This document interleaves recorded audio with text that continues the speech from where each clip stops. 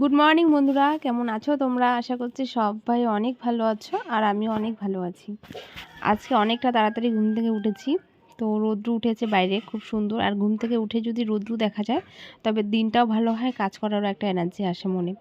তো যাই হোক, এখন যেহেতু রোজই রৌদ্রটা উঠছে তো আজকে আর লেপ পাতাগুলো বাইরে দিচ্ছি না, এইভাবে ভাঁজ করে রেখে দেবো।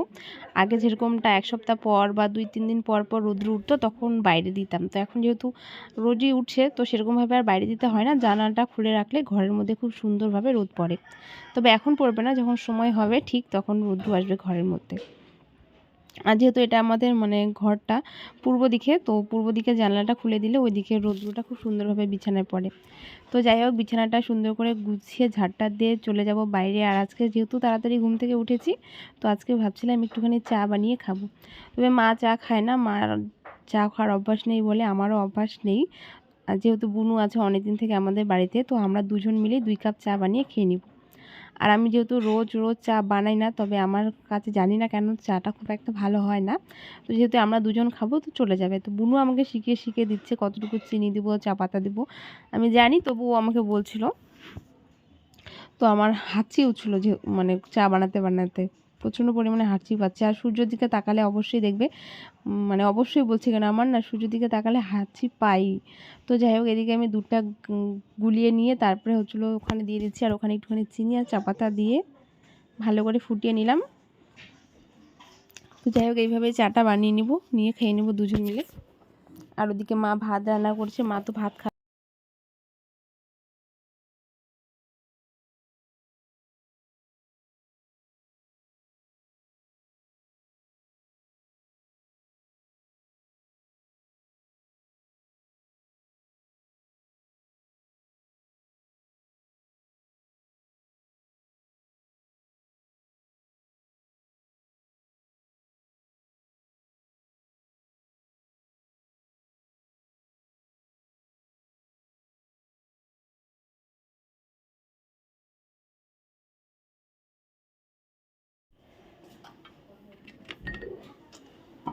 কিরে চা কি বেশি হলো? হ্যাঁ, কম খাইছি এবার। তুই খাবি? তুই খাবি? তুই খাবি? তুই খাবি? তোকেই দিই। তোকেই দেবো। টেবিল টেবিল কি করলো রে বাবা? আরে দেখ, অনেক দিন পর এইভাবে রোদ্রুর মধ্যে বসে চা খাচ্ছি। আর আমি সকালবেলা উঠি, এখন আমার চা খাওয়াই হয় না। তবে সন্ধ্যাবেলা করে এখন একটুখানি লাল চা বানিয়ে আমি আর মা খাই, তবে রোজ না, মাঝে মাঝে। তো এদিকে বুনুও চলে আসলো, তো আমরা দুজন মিলে বিস্কুট নিয়ে বসেছি, বিস্কুট দিয়ে চা খাচ্ছি। বেশ ভালোই লাগছে রোদ্রুর মধ্যে বসে বসে চা খেতে। তো দুজন মিলে গল্প করছি আর চাটা খাচ্ছি। চা খেয়ে আবার কত কাজ আছে, তাই বসে বসে ভাবছি কোনটার পর কোনটা করব, কীভাবে করলে কাজগুলো একটু তাড়াতাড়ি করে একটুখানি মোবাইল দেখতে পারবো, তো সেটাই ভাবছিলাম। তো যাই হোক, চাটা খেয়ে আমি কিন্তু বেশি চা খেতেও পারবো না, এই চাটা আধেকটা খাবো, আধেকটা খেতে পারবো না। তো সেটা আবার পরে বুনুকে দিব, ও খেতে পারবে না, তো ফেলে দেবো। আর এমনিতে আমাদের চাটা কিন্তু অনেকটাই বেশি হয়েছে।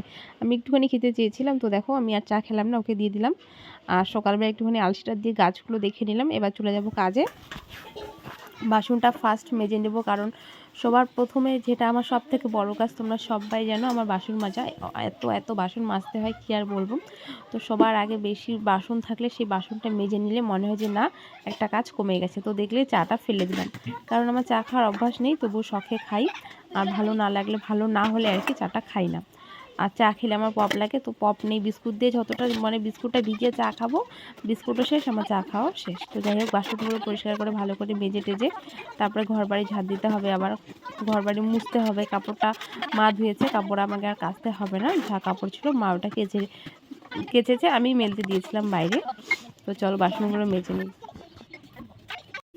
কাজ করতে করতে হঠাৎ বাইরে শুনতে পাচ্ছি যে কিসের নাকি ঘোড়ার চামড়া থেকে নাকি নল থেকে নাকি আংটি বানিয়ে দিচ্ছে। তো আমি সেটা দেখে ছুটে আসলাম। তো দেখি যে এখানে অরিজিনাল ঘোড়াটার, এই যে প্রথমবার আজকে ঘোড়াটাকে এইভাবে ধরলাম। তো এটার ফিলিংসটা একটু অন্যরকম, অনেকটা গরু নাড়ার মতো আর কি, সেরকম কিছু না। তবে হ্যাঁ, লোমগুলো যে দেখছো ওটা অনেকটা শক্ত, আর লেজটা আমি নাড়ার সাহস পাচ্ছিলাম না। আর নাকি ঘোড়া নাকি হচ্ছিল অনেক দ্রুত ছুটে আর কি, ভয় লাগে। তো এটা যেহেতু শিকারি ছিল হয়তো। তো দেখো ঘোড়াটাকে নিয়ে কীভাবে ব্যবসা করছে, সারাদিন এভাবে ঘুরিয়ে ঘোড়াটাকে ঘুরিয়ে নিয়ে যাচ্ছে গাড়ি করে। এখন যেহেতু এগুলো খুব একটা বেশি দেখা যায় না, তবে এখানে রাতে খাওয়ার আমি নিয়ে নিয়েছি। এখানে নিয়েছি ভাত, আর রয়েছে পালং শাক, আমার জন্য রয়েছে আলু মাখা, তারপরে ডাল, আর একটাতে রয়েছে ভেজ ডাল, এখানে রয়েছে সজনে ডাঁটা আর করলা দিয়ে শুক্তো আর মাছ রয়েছে। তো চলো আজকে খাওয়া দাওয়া করে ঘুমিয়ে পড়বো, আর ভিডিওটা আমি এখানে শেষ করছি। Good night.